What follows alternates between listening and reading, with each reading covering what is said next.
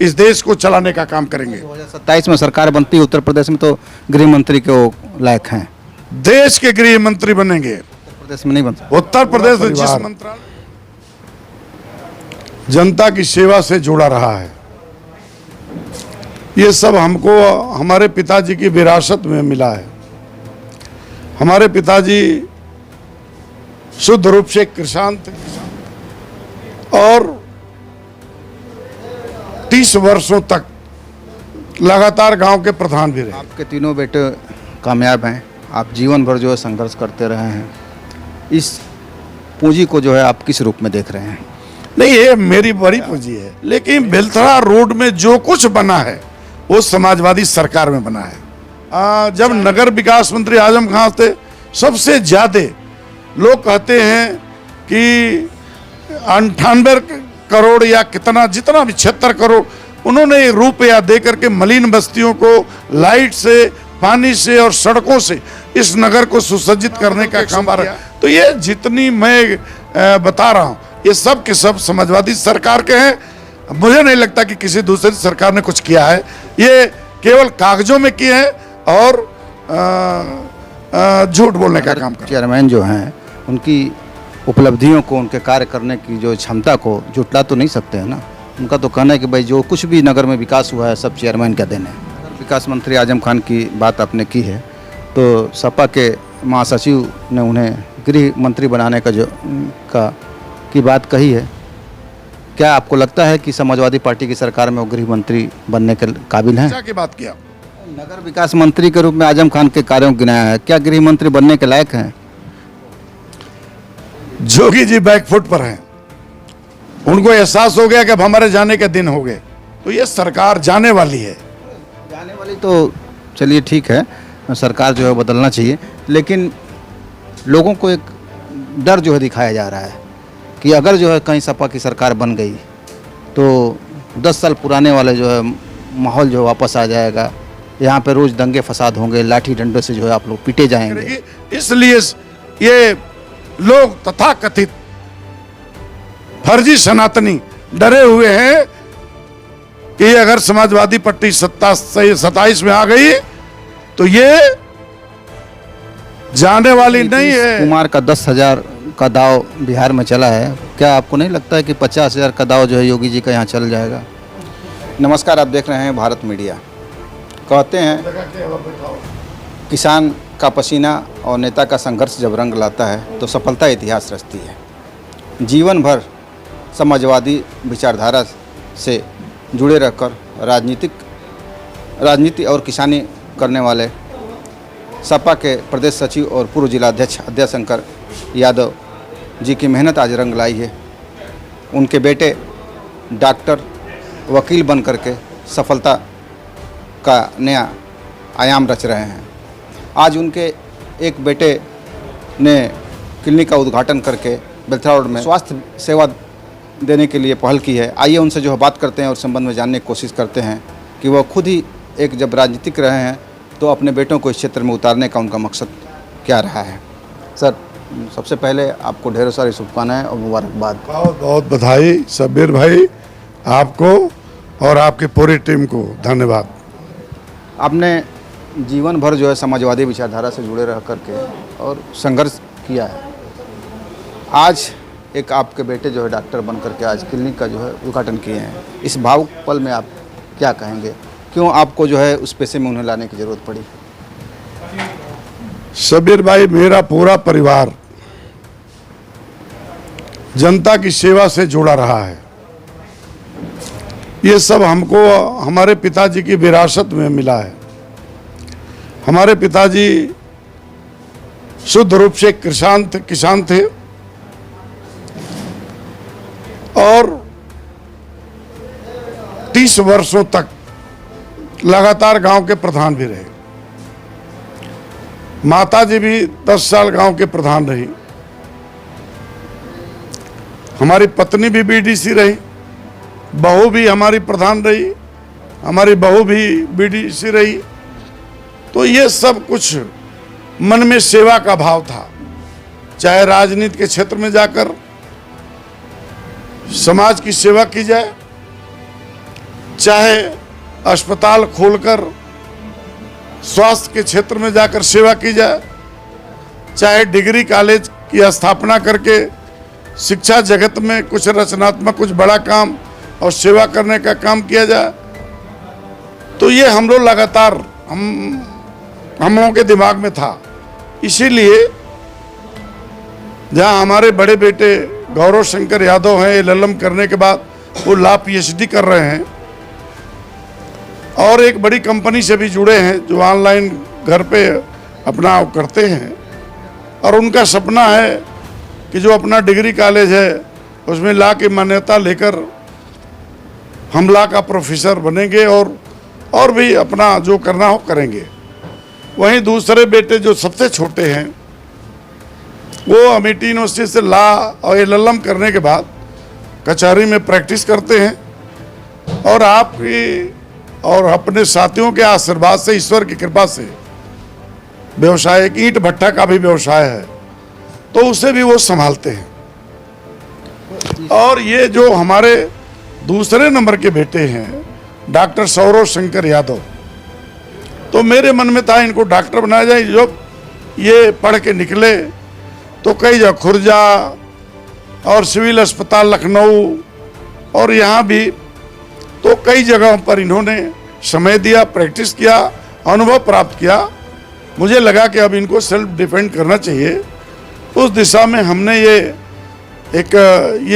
आप जो देख रहे हैं लिया और इसको एक क्लिनिक के रूप में स्थापित किया, जिसका आप लोग आज विधिवत उद्घाटन करके, शुभारंभ करके आशीर्वाद डॉक्टर साहब को दिए हैं।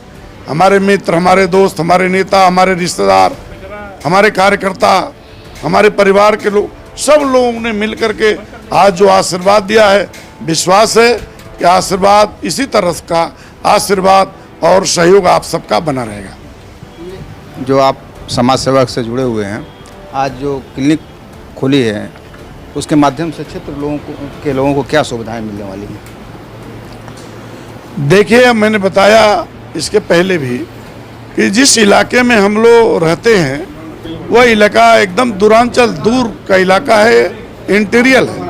यहाँ से बलिया की दूरी 60-70 किलोमीटर है, यहाँ से देवरिया की दूरी 45 से 50 किलोमीटर, यहाँ से मऊ की दूरी 45 से 50-55 किलोमीटर, और बीच में हम लोग हैं। नदी का किनारा है, इधर ताल तलैया का भी किनारा है। जल जमाव से भी तमाम तरह की बीमारियां आती हैं और सांप भी और पशु भी निकलते हैं।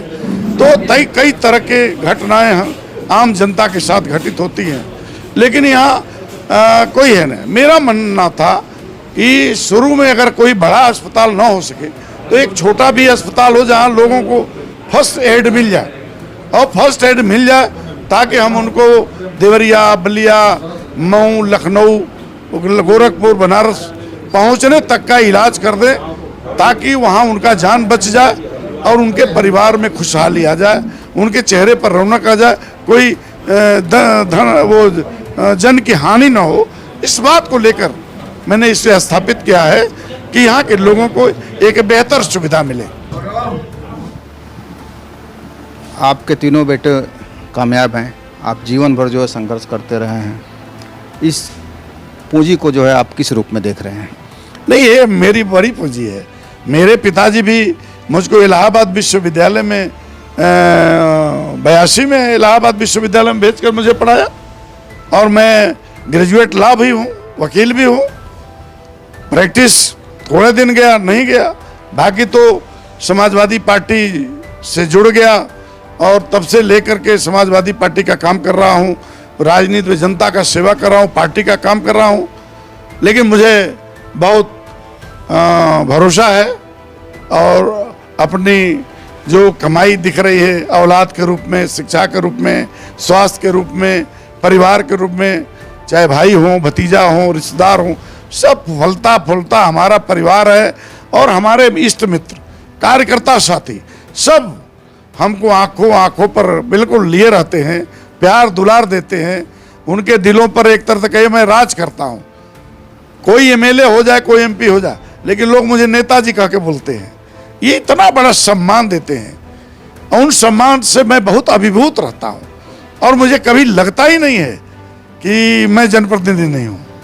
ये हमारे कार्यकर्ता और अपने नेताओं के देन है। कुछ दूसरे सवाल भी आज हो जाए। समाजवादी पार्टी की बात हो रही है, तो 15 अगस्त को जिस तरह से रामलीला मैदान में जो यहाँ के पूर्व सांसद रविंद्र कुशवाहा जी हैं, उनका दर्द जो है छलका कि ढेरों सारी जो है उन्होंने यहाँ पे सुविधाएं दी हैं, रोड बनवाए हैं, 6 लेन 4 लेन, लेकिन फिर भी उनका जो संसद और विधायक यहाँ नहीं है।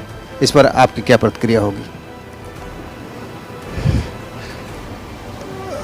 लोकतंत्र में हार और जीत ये शरीर के अंग हैं।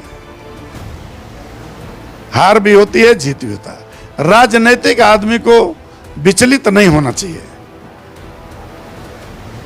उन्होंने क्या बनवाया नहीं बनवाया मैं बहुत तो नहीं सुन पाया, लेकिन बेलथरा रोड में जो कुछ बना है वो समाजवादी सरकार में बना है।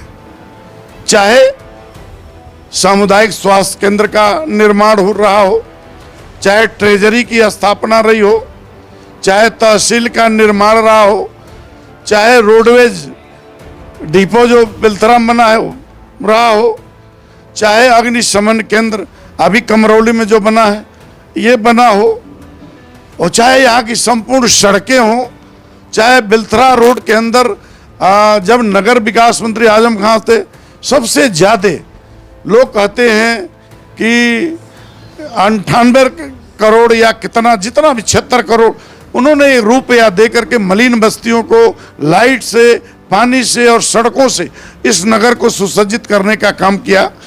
क्या है, नगर के अंदर 5 सचल ट्रांसफार्मर काम कर रहे हैं, वो समाजवादी सरकार के हैं। तो हम लोगों ने बड़े पैमाने पर, अभी आप देखे होंगे यहाँ एक सब स्टेशन भी हम लोगों ने नगर को दिया। समाजवादी सरकार में 2 सब स्टेशन काम करते हैं, एक पहले वाला था और एक दूसरा भी, और जितनी मशीनें हैं सबको चेंज किया गया। बिजली के क्षेत्र में बहुत काम किया गया। जहाँ नदियों में जो कटाव होता है उन कटानों को रोकने के लिए भी बड़े पैमाने पर समाजवादी सरकार में काम किया गया। हम लोगों ने 108 नंबर और 102 नंबर की स्वास्थ्य सेवाओं के लिए एम्बुलेंस दिया है। 112 नंबर हम लोगों ने जो छोटे मोटे झगड़े होते हैं परिवारों में, गृह कलह होते हैं, उसके लिए भी 100 नंबर दिया था, जिसका वर्तमान सरकार ने नाम बदल के 112। तो ये जितनी मैं बता रहा हूँ ये सब के सब समाजवादी सरकार के हैं। मुझे नहीं लगता कि किसी दूसरी सरकार ने कुछ किया है, ये केवल कागजों में किए हैं और झूठ बोलने का काम कर रहे हैं। तो आप नगर चेयरमैन जो हैं, उनकी उपलब्धियों को, उनके कार्य करने की जो क्षमता को जुटला तो नहीं सकते हैं ना। उनका तो कहना है कि भाई जो कुछ भी नगर में विकास हुआ है सब चेयरमैन का देन है। चेयरमैन साहब जनता के चुने हुए प्रतिनिधि हैं और इस नगर के वही चेयरमैन हैं। सरकार जो पैसा देती है वो चेयरमैन और अधिशासी अधिकारी के पास देती है। उनको पैसा अलॉट कर देती है, वो डिमांड करते हैं और पैसा अलॉट कर दिया, वो उसको अपने हिसाब से खर्च करते हैं। सरकार तो 2 बार सही नहीं की है भाजपा की। इस सरकार में तो जरा पता कर ले, एक भी मलिन बस्ती अगर कोई बनी हो तो आप बता दीजिए। एक भी नगर में कोई खड़ंजा लगा हो तो बना दीजिए, एक लाइट लगा हो तो बना दीजिए। मुझसे चेयरमैन साहब से कोई बात नहीं हुई है, लेकिन मुझे लगता है कि प्रदेश भर के टाउन एरिया के चेयरमैन भले उस दल में हैं, इस सरकार से दुखी हैं। उनको फंड नहीं मिल रहा है, जनता उनसे सवाल चेयरमैन से पूछ रही है, बेचारे मजबूर हैं, फंड सरकार दे नहीं रही, वो काम क्या करें? वो काम कर मजबूर है, काम करना चाहते हैं, काम नहीं कर पा रहे, सरकार फंड नहीं दे रही है। वो अपने संसाधनों से जो टाउन एरिया में उनको जो आय होती है उसी से टाउन एरिया में जो कुछ कर पा रहे, बाकी सरकार का कोई योगदान नहीं है। नगर विकास मंत्री आजम खान की बात आपने की है, तो सपा के महासचिव ने उन्हें गृह मंत्री बनाने की बात कही है। क्या आपको लगता है कि समाजवादी पार्टी की सरकार में वो गृह मंत्री बनने के काबिल हैं? देखिए 2027 में माननीय अखिलेश यादव जी उत्तर प्रदेश के मुख्यमंत्री बनने जा रहे हैं। पूरी फुल मेजॉरिटी में, बहुमत में हम सरकार बनाने जा रहे हैं। क्योंकि इनके कारनामे उजागर हो गए हैं। अब भगवान राम को इन्होंने माफ नहीं किया, उनके यहां भी चोरी और कर लिया, डकैती कर लिया, चढ़ावा चोरी कर लिया, चंदा चोरी कर लिया। ये फर्जी सनातनी है, सनातन के नाम पर पूरे देश में लूटने का काम कर रहे हैं, मंदिरों को लूट रहे हैं। अब कई मंदिरों को इन्होंने लूटा है। सरकार बदला, जनता बदलाव चाहती है, पूरा संपूर्ण वर्ग। अभी आपने दिल्ली में जंतर मंतर पर देखा, देश के छात्रों ने केवल शिक्षा की बात किया। नगर विकास मंत्री के रूप में आजम खान के कार्यों को गिनाया है, क्या गृह मंत्री बनने के लायक हैं? आजम खान साहब बहुत पढ़े लिखे आदमी हैं, अलीगढ़ विश्वविद्यालय से हायर एजुकेटेड हैं और अलीगढ़ विश्वविद्यालय में छात्र नेता रहे हैं, सोशलिस्ट हैं।